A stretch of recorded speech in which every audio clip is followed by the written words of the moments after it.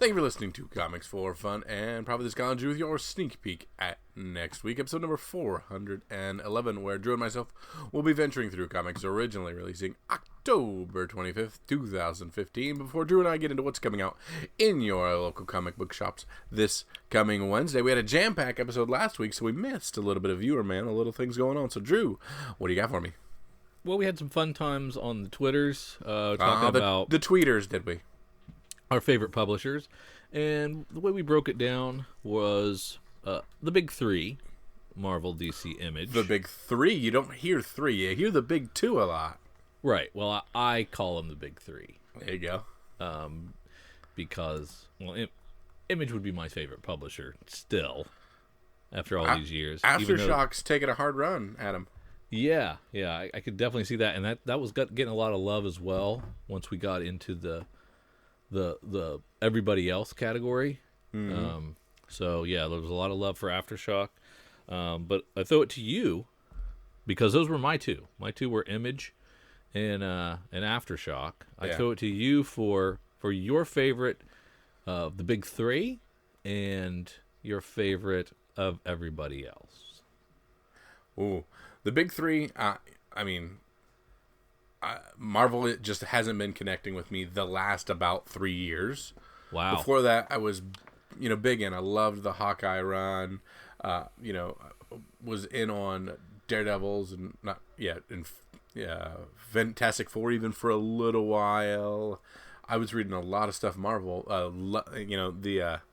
I didn't miss an issue of the Superior Spider-Man, and then was big into Renew Your Vows and anything Slott did for a while, but it just waned on me, and they are in an easy lock for third place of the big three as far as both my reading list and my admiration at the moment. Big DC's got my Nightwing, so I'll always love him, but Image has my number one and number two books that are immediate reads in Saga and Walking Dead. Yeah.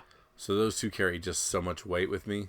Oh yeah, and if everything else, if Fix and Southern Bastards and everything else that I love would come out every month, it would be it would be a slam dunk. Yeah.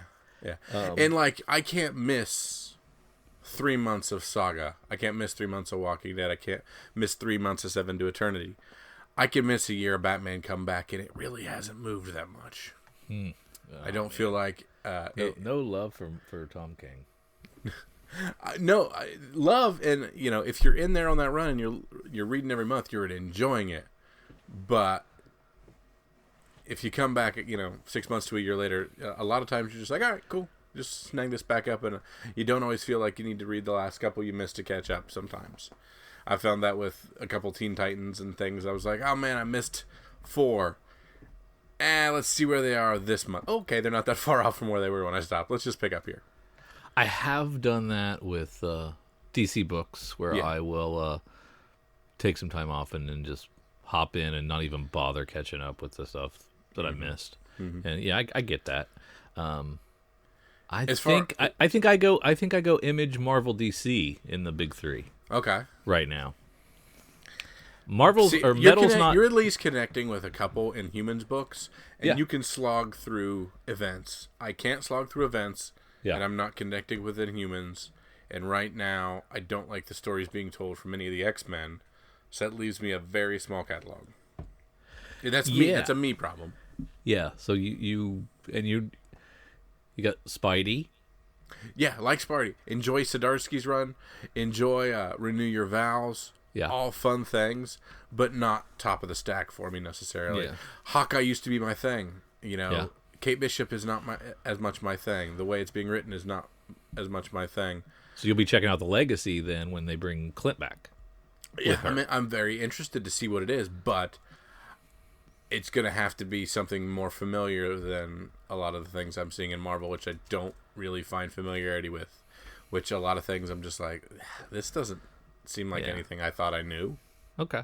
So you go Image, DC, Marvel, or DC, Image, Marvel. Image, DC, Marvel. Image, DC, Marvel. Okay. So then, now everybody else, what's your standout publisher?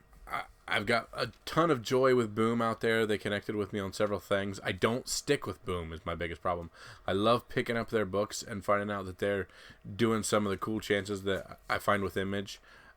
Aftershock's been, I found myself in this last previews picking up 4 Aftershock books, which was crazy. There was some cool stuff, yeah. Yeah. While I enjoyed the Archie run, I faded on it, and it's just Archie. There's nothing else in that universe I'm really doing anything with. Gotcha. 451 might as well not even exist anymore. Black Mask might as well not even exist anymore. Yeah, they're a little sporadic. Yeah. I believe I picked up a Titan Comics and a Light and Forge on the last previews, but yeah, for me it's there's usually I can suss out a Boom. Not find anything in IDW or Dark Horse at the moment. Yeah, I used to be a strong Avatar reader. I don't know. Yeah. I can't tell you the last time I picked up an Avatar book. That Cinema Paradiso anthology, but they hardly ever come out. Yeah, the Black Mask and 451 have fallen off. There's still some stuff in Black Mask that I still check out, but yeah, Aftershock's a little stronger. Aftershock, like the best thing I can say about Aftershock is stuff's been coming out regularly, and when you read a solicit for Aftershock, I think they put more time into their solicits than the average bear. Yeah. When I read it, I'm like, okay. Yeah. Okay. It literally I can just see green check marks pop up while I'm reading it. Like, okay, it hits the dots. Let's do this. Yeah. Yeah, I agree. And I think I'm reading half their line, if not more. So yeah. That's a good one, and it's a strong one. So that's a good choice. We'd love to hear from some of our listeners. If you want to weigh in on either Facebook, Twitter, send us an email. Our email is everything can be found at comicsfunprofit.com, but you can reach us by email, comicsforfunandprofit@gmail.com, or find us on Facebook or Twitter. I can't remember the handles. What? Yeah. But someone's found us on through their email. It's James T. And he wanted to talk to Kyle specifically. How do I go about collecting the $800 from you guys that I need for replacing the phone I threw against the wall after hearing Kyle say nobody wants the Fantastic Four back? Kyle, is that what you said? I stand by that. James from Minnesota. And there's been multiple people that have said, what? But maybe it's colloquial. Maybe it's just around here, but nobody cares about the Fantastic Four. It's just another, I'm the smartest guy in the galaxy, and look, my kids are the smartest kids in the galaxy, and look, this guy's an orange rock, and hey, he's on fire. Yep, that's how it works. That's it. You summed it up. 100 years of 50 years of Fantastic Four. Thank you so much. Again, I challenge you. Give me a great Fantastic Four storyline that isn't, Galactus and Silver Surfer. I'll get back to you. No, we had this conversation a week ago. You've had a week to think on that, and I didn't think we'd be bringing it back up.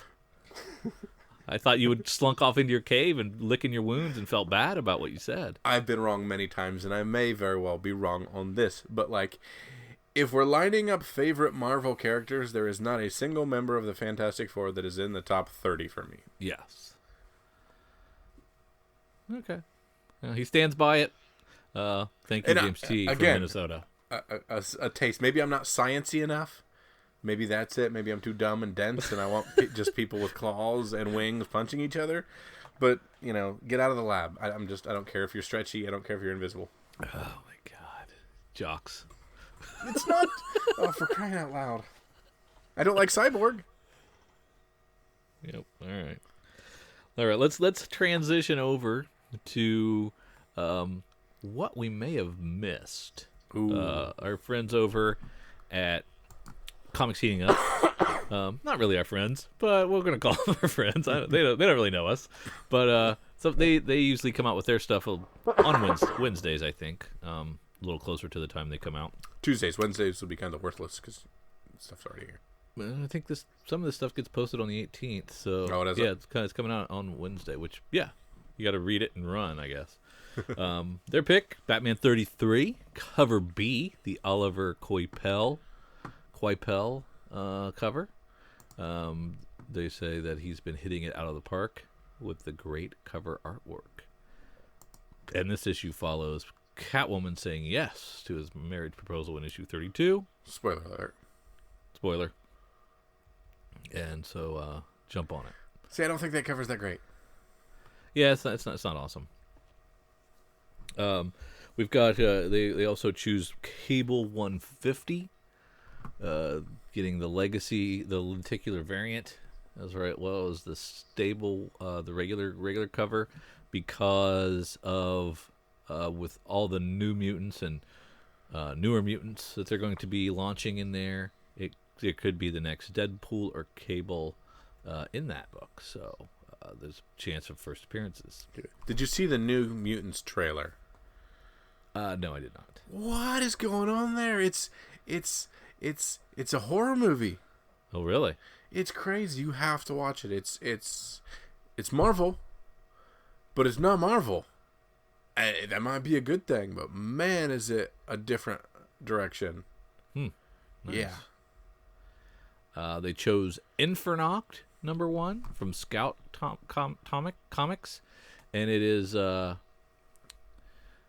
think this might be is this a variant, an exclusive cover B variant, and there's also some New York Comic Con exclusives. Infernoct. Wonder what is Infernoct about? It's from Mina Elwell and Eli Powell. It's got an interesting cover. I don't know why we wouldn't have touched on this. If you like horror with a mix of mystery, you'll enjoy this book. Okay, it's not either of our wheel. I like that. Yeah, I like that. Is there anything else that we normally? Oh yeah, we also heard that Crosswind from Gail Simone and who's the artist? I can't remember. Was launched or is going to be adapted for a television show, or it's been optioned. So that that could never go anywhere. But I am the proud owner of a retailer exclusive on that bad boy, so that's nice. I think I got a Pride Month variant, maybe.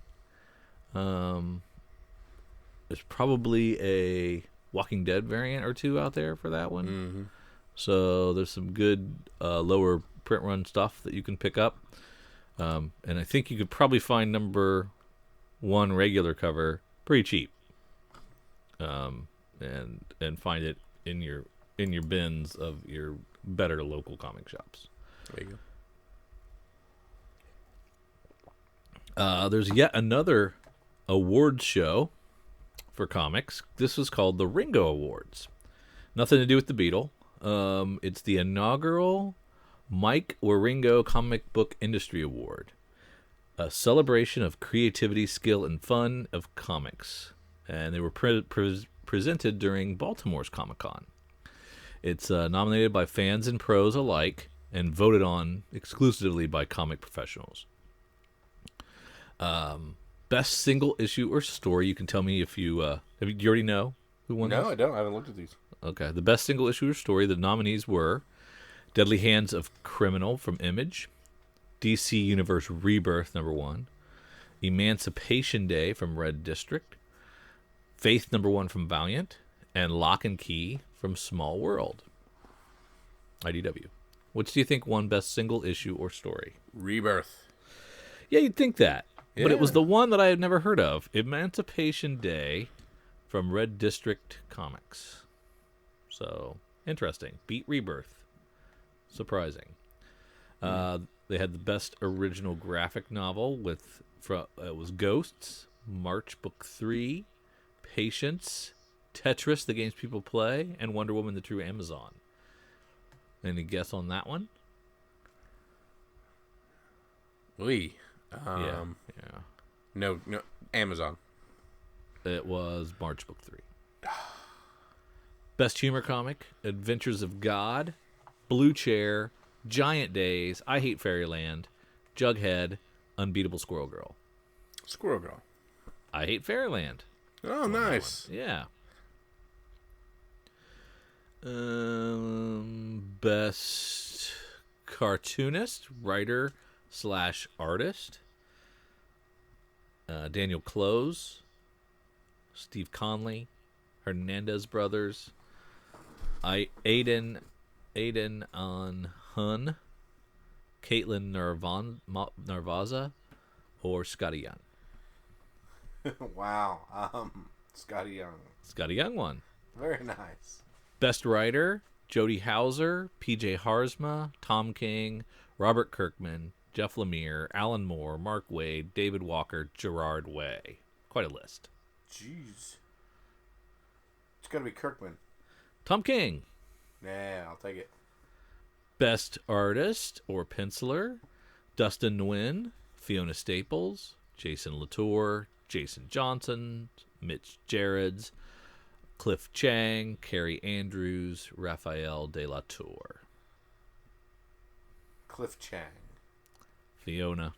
That's okay. That's what I figured. I was just trying to go with what I thought they Well, they went obscure on the one. That's what I was thinking. A couple of them they go obscure, and then they come back and go mainstream, so you never know. Best inker: Mark Brooks, Jeremy Freeman, Jonathan Glapion, Jason Latour, Jai Lee, Danny Mickey, Sean Murphy, Victor Alazaba. Jai Lee. No, Sean Murphy. Ah. Best colorist: Jordy Belair, Tamara Bonvillain, Elizabeth Breitweiser, Laura Martin, Rico Renzi, Matt Wilson, Sarah Stone. Jordy Belair. Laura Martin. Who does what? I don't know. Yeah, I was going to say, I'm not sure. I should probably know who she is, because I said it sounds really familiar, but I can't think of her group of titles off the top of my head. Best cover artist: Frank Cho, Mike Del Mundo, J.G. Jones, Phil Noto, Ryan Sook, Fiona Staples, Sana Takeda. Tough. Fiona tough again, but Cho. I'm going Cho. Frank Cho, you got it. Yep. There you go. And the best series: Spectrum, Saga, What? Vision, Paper Girls, or Faith. I'm a fan of Saga, but I say Vision. It's Vision. Yeah. Yeah. So that was an interesting mix of stuff. Some stuff that won a bunch of awards. Mm-hmm. I think it's time for BKV and Fiona to kind of not submit their work anymore.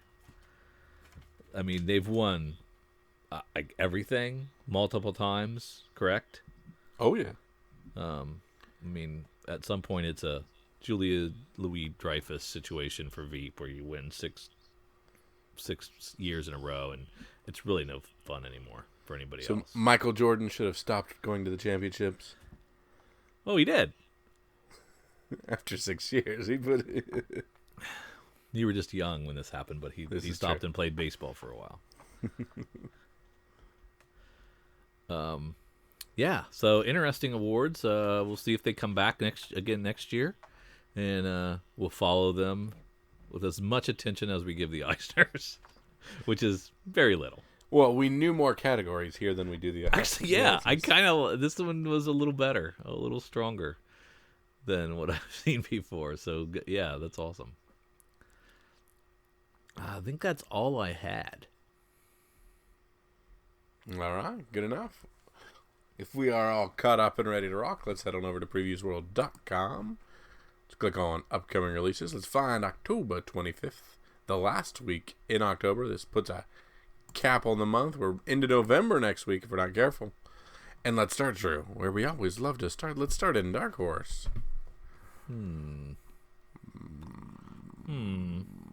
finishing up Rebel, these free and independent states. Oh, yeah. It's the 8th issue of 8. You liked the first one? Did you check I liked this one the out? first one. I thought they were cool. I liked the my American history combined with my comics, but it always ends up on the bottom of the stack. Brian Wood's a good writer, though. So you set out the second volume. Yep. Gotcha. All right, that's about it then. Yep. All right, let's go down to DC. Ooh, lenticular, Drew. Lenticular. Lots of lenticulars. Action Comics 990 has 3 covers. So it has a lenticular, a variant, and a regular cover. So a $2.99, a $3.99, and another $2.99. What do you think? It's a cool looking cover. Lenticulars, obviously the way to go, I think, here. I haven't been reading this for the Oz effect, though, so I don't know how big a deal it is. Oh, you don't know who Oz is? No. You haven't even had that spoiled for you? No. Oh, yeah, Wow. yes, I have. Oh, you know who that is? Yep. Okay. Well, it's probably still going, so we probably shouldn't mention it. Mm-hmm. Batgirl, which I kind of hopped back in. It's kind of cool. I've been enjoying that. Cover A is a sweet Dan Mora cover. Yeah, that helps. Yeah.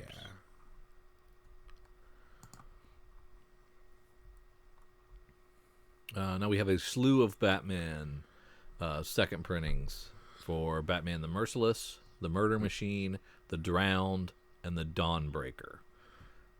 How many of those did you read?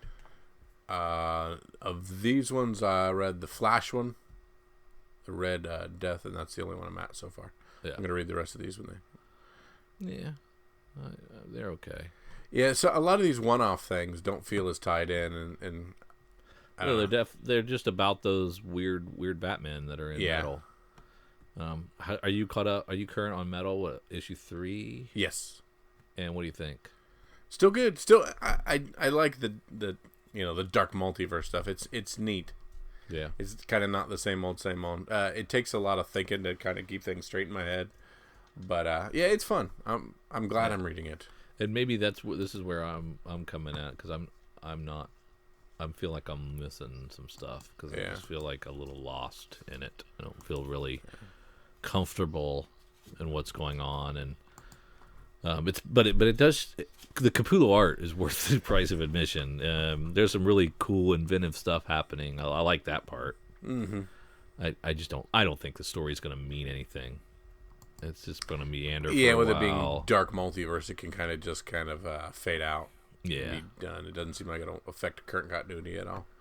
And you still chasing the tie-ins? If they're in front of me, yes. But like, if I miss Flash 33 here, yeah, I think I might be all right. You're not going to read it. If it's there and I happen to have the time and the effort, yes. But an extra $3, you'll do it. Yeah, exactly. Okay.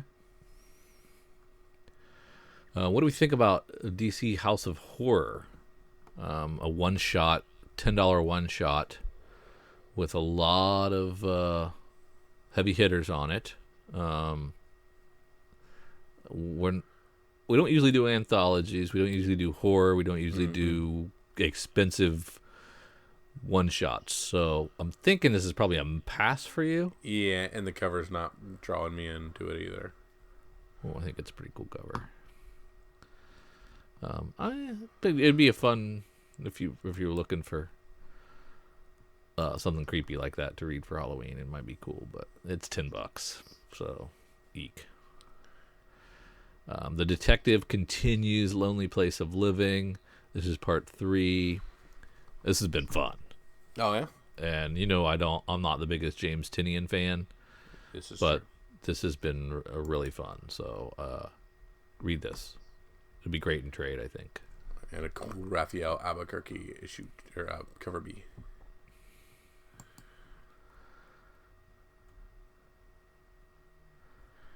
Who's on Commandy Challenge this week? Greg Pak and Joe Prado.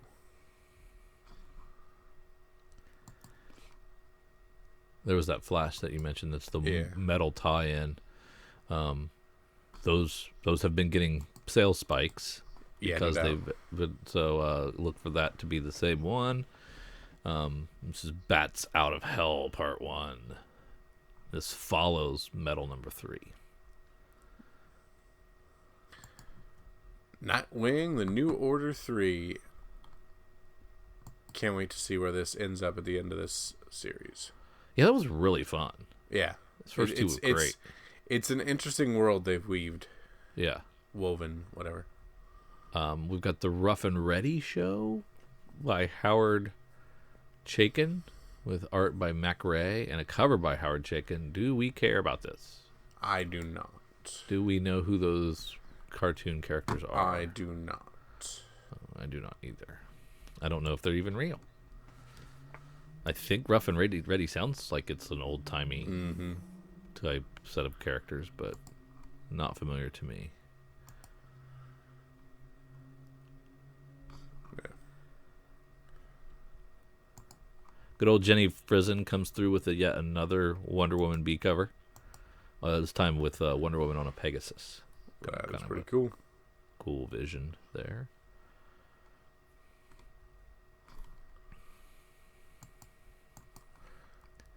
Alright, anything else in DC? No. Alright, let's head on down to IDW. Doggone it. Man. I don't have a thing. I mean, what is this X-Files JFK disclosure number 1? They go over the Zapruder film. And the artist is Menton 3. MENTON, the number 3. Or perhaps it's cubed and they couldn't do exponents. Is that possible, you think? I don't know. I have no idea. Yeah, maybe. Never heard of that artist. Timed to coincide with the real-world release of thousands of documents gathered in the investigation of the JFK assassination. Ah. The statutes of limitations has run out on that? I guess. Things shall be unsealed. Is Oliver Stone still alive? I think so. Nice. He'll be front in line on that one. All right. Anything else in our good friends at IDW? All right. Let's see what Image has for us. Yeah, they've got some Walking Dead tributes and black and white Walking Dead tributes that some fool went all in on. Yeah. Angelic, Copperhead. Let's see. That's the only one. There's Gasolina 2, Hack/Resurrection, Hard Place 3, Southern Cross 13, Spawn 279, Underwinter Field of Feathers. God, I can't believe I bought that. Wayward 24. Tons of Walking Dead tributes and black and white tributes this week. So, if you were so inclined, scoop them up. They are some cool ones. The Wayward one's kind of rad. Gasolina, second printing of issue 1. I think they just changed the color of the font. Yeah. Doesn't look too much of a departure. Yeah. Saga 48, End of the Arc, which means we take off next month and have a trade break. Really? It just came back. Didn't it? 6 issues ago. 5 issues ago, this being the 6th. So there's so much time between issues, I forget who characters are. And it takes me like half the issue to figure out what's going on again. I hate that. There you go. We've got a standalone Outcast issue that is about Roland Tusk. That's cool. That is kind of cool. It's a little side quest for him, or backstory for him. Yeah. Now, did you read much Hack and Slash? No, never did. That's so Tim Seeley joint, and I never picked it up. Hack and Slash Resurrection number 1. The fan favorite title returns with hot new writer Teenie Howard. Cassie Hack has been living off the grid, but when a new monstrous threat arises to torment promiscuous teens, it's time for Cassie to pick up the baseball bat once again. Gory, sexy, twisted, and funny Hack is back. Now, since I've never read any of the original Hack Slash, could I start here, do you think? I think you could start here. I remember reading, they had a crossover with somebody. I'm trying to think who it was. Yeah, well, Hack Slash and Revival. Yeah, it's exactly what it was. And I enjoyed that. Not knowing the characters, I still enjoyed that. So you've met Cassie Hack that in the pages of that. Exactly. Yeah. So, just for fun, I'm going to read this and see if it makes sense to me. Because I like Seeley. And while I'm not a horror guy or a gory guy, I do like sexy and funny. So 2 out of the 4. Well, you read a lot of Spread. You read a lot of Revival. You read a lot. So you're a liar. You are a horror gory guy. No. I like them in spite of their gore. I don't go for them for, but like Nailbiter. Walking Dead. Still shocked. I love Nailbiter. Nailbiter. Yeah. Tons. The list continues. Yeah. Turns out you are a hoary gory guy. Hurry. Yeah. Anything else in Image? What do we think about this Underwinter Fields of Feathers #1?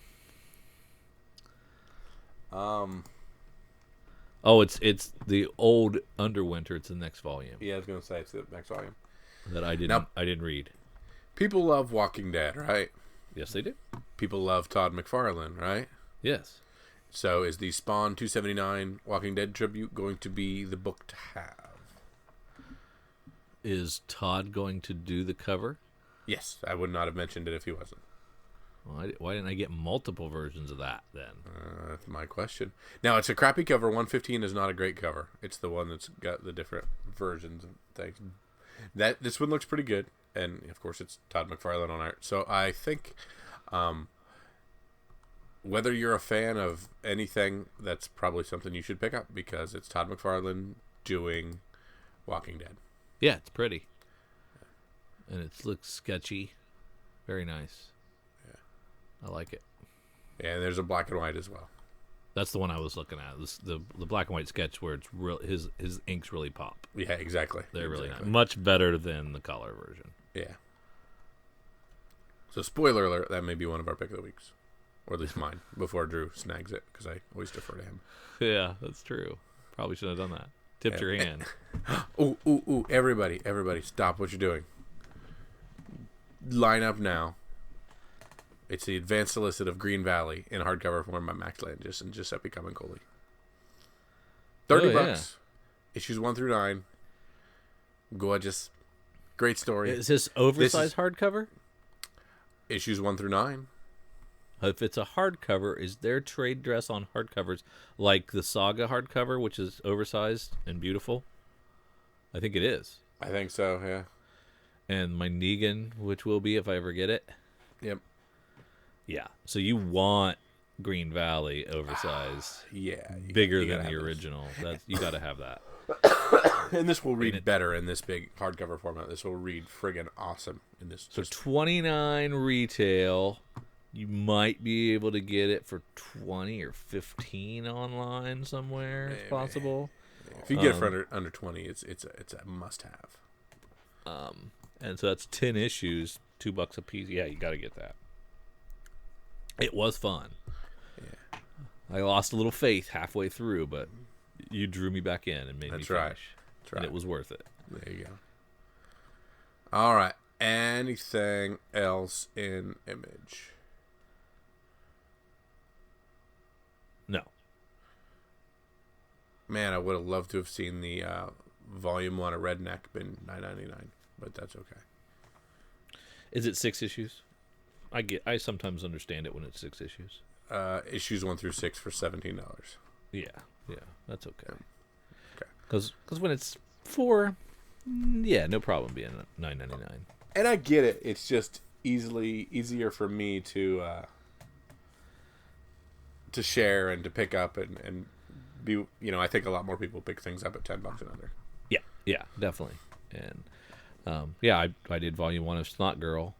To give to someone to read, and I don't usually do that, but because it was $10, and less after discounts. It was an easy pickup. All right, Drew, let's head on down and see what Marvel has to offer for us today. Someone asked Tom Taylor why he's such a good writer. that the latest all new Wolverine solicit was worded in such a way that it made it sound like the book was ending. And he clarified and said, no, he's got a lot of stories to tell, and he'll be around for a while in all new Wolverine.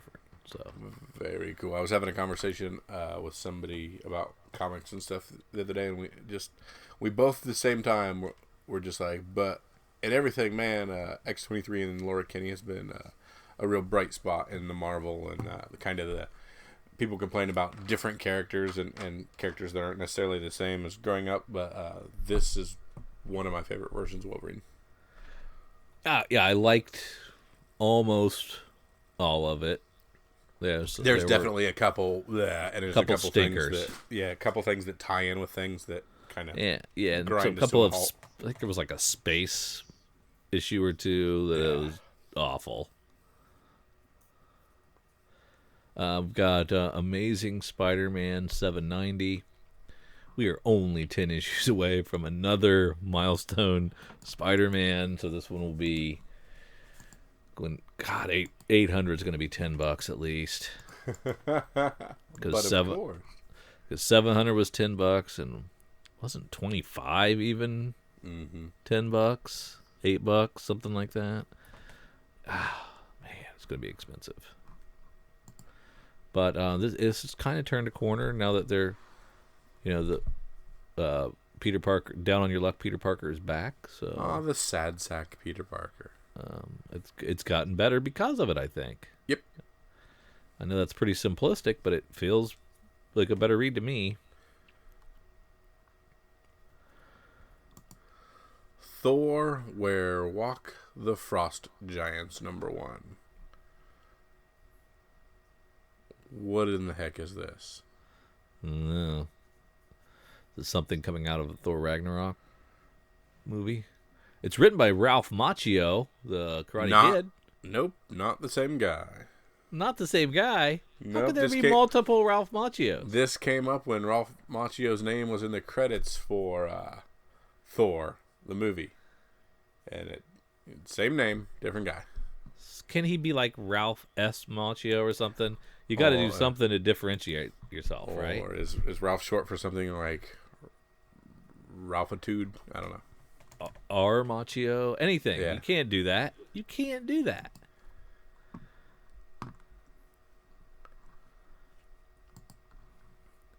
Let's see. We've got Punisher Platoon #2. I told you how much I love Punisher Platoon #1.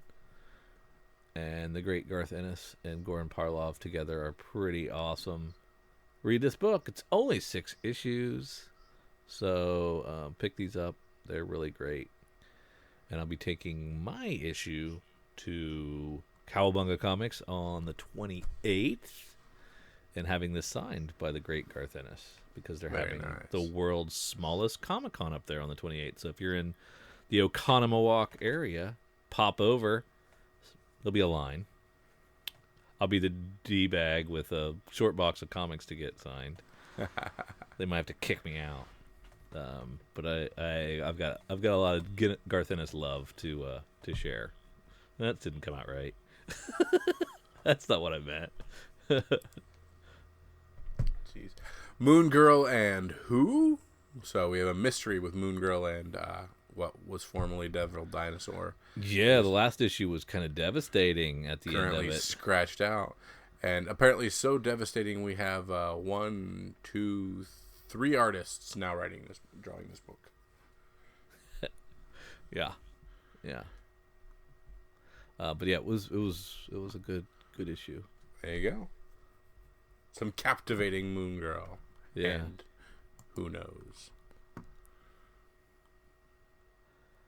We got some second printings of the Generations books, so the Captain Americas and the Spider-Man doubles, going to a second printing as well. Interesting stuff. Those things continue to sell. Surprising. Surprise, surprise. All right. Anything else in Marvel? I wonder how late this Silver Surfer is. It is a June solicit, so 2 months. 2 months. That feels about right. This is the book that every time I read an issue, I just assume it's the last issue. They all read like that. You get to the end, you're like, for this one is, please join us for one final trip around the universe. Is that what it says? It's what it says. See? I'm telling you. You'll read it, you'll be like, oh, that's a great ending. And then it'll be like, next month in Silver Surfer 15. It does that. They all seem like great endings, and then he just keeps coming back. Maybe this is it, though, folks. Maybe this is the final Silver Surfer. All Red Surfer. Does that mean we got to go out and get this? No. Okay. No, it does not. Okay. Unless you want to read it. Unless you've been reading it and enjoying it. Moving on. Anything else? I don't think so. Marvel. All right. Let's head on down to some of our smaller publishers. Our aforementioned Booms and Aftershocks and 451s and Black Mass Dynamites, Archies.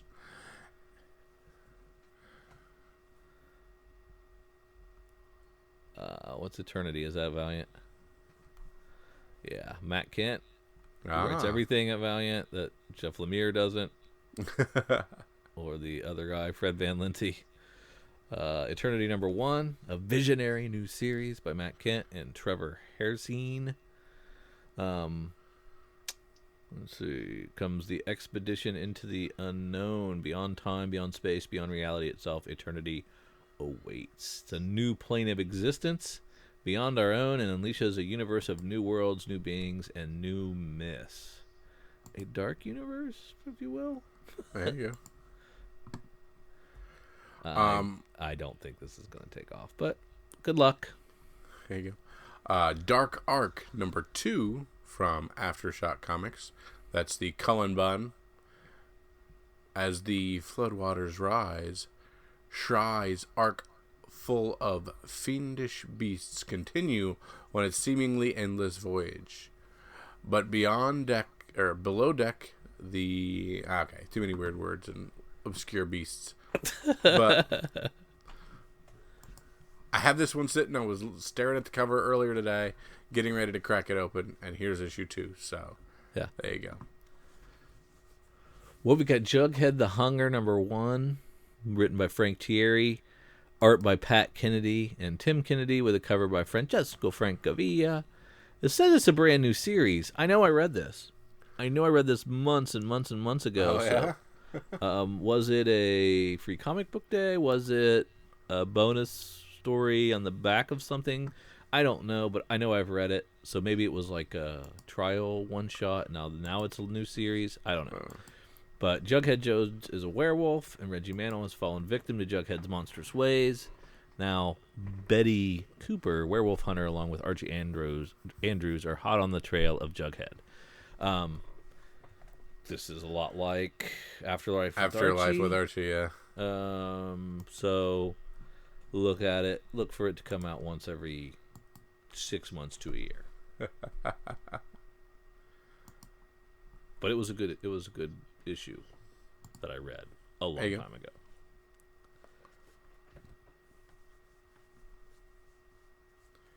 Now, were you still reading Lark's Killer? No. Okay. How about you? Nope. I don't think I read the first one. I know I didn't read the first one. Yeah, I still have the first one. I just haven't read it. No Room for Magic #1 from Keen Spot Entertainment. This looks a little all-agey. All right, we've got written by Adrian Ramos with art and cover by Adrian Ramos. From internationally acclaimed cartoonist Adrian Ramos comes this all-new, all-ages fantasy series that'll make you believe in magic. 15-year-old Magic McAllister, how aptly named, lives in a world full of fantastic beasts, powerful wizards, and dangerous adventures, yet all she wants to do is stay in her bedroom and listen to punk rock music. Don't we all?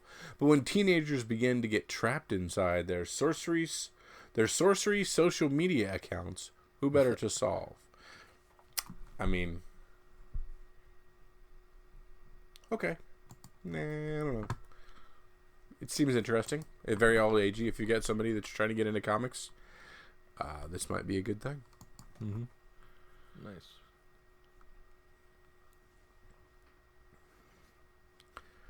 Rick and Morty 31, as Rick and Morty continues to get gigantic, although people are turning on Rick and Morty because their fans were so obnoxious to McDonald's a couple weeks ago. What was that deal about? McDonald's decided to release in very limited quantities that Szechuan sauce that links back to the first episode of this season. And it was in such limited supply that people were not happy that they were unable to obtain it. It's, if you want to talk about Spec, it shot up to gigantic, obnoxious amounts on eBay.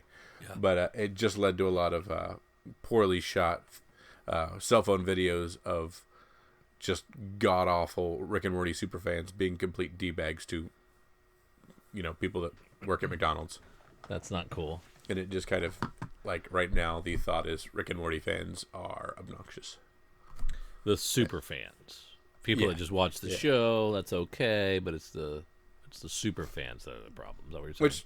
Which, I get. Justin Roiland went on Twitter and said, please, please, please be nice to these people. This is a McDonald's screw-up, but nobody's fault. Yeah. Don't be awful to people.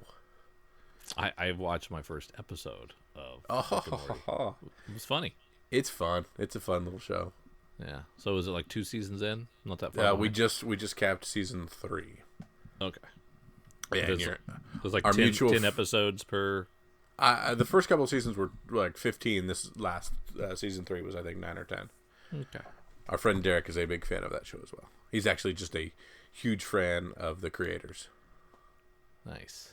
Yeah, so I'm gonna plow through those sometime in my spare time in between comic reading. All right, Drew. Anything else in the back half in the smaller books? No, I don't think so. All right, Drew, this is the point of the podcast where I say, what is your pick of the week? This is where I ask you what you are going to run down to our tiny LCS this Wednesday, kick their little door open and say, give me that book. And they'll say, we didn't get any of that. Oh, I'm sorry, we ordered 0 of that because people wanted it. Oh, no, we didn't get that. Oh, I'm sorry, we moved to such a small location, now we don't have room for books. But can I sell you a previously priced quarter book for $7.85? Yeah. Oh, sure. Yeah. Anyway, I'm gonna go. Anywho, I'm gonna go with Flash number 33, the metal tie-in. Since I was going to skip it, you think everybody else is too? Yeah, I think this is gonna be under ordered, and this is the only metal you're gonna get this week, and people are excited about this. So I think this is the one to snag up, and flip quickly. Very nice. And I will second printing. I will stick with my good buddy Spawn and its tie-in to The Walking Dead, and my enjoyment and yours as well of the sketch version of it. So yes. If you see that, grab it because McFarlane people will want it, Walking Dead people will want it, and Drew will want it. Yeah. Yes. Drew has them all. That's right. All right, Drew. Anything else? No, that'll do it. All right, well, thank you for listening to Comics for Fun and Profit. Thanks for tagging along with Drew and myself as we put a big old cap on the month of October. Next time we see you, we will be into the November books. Wow. I believe I'm on my own on the next one because you will be in Oconomowoc for the world's smallest comic book convention with several creators there signing things. So you will be abroad, so it will be up to me to kind of do a little peruse through our next release and our next sneak peek. So I want to thank you so much for joining us again this week. So for Drew and for myself, see ya.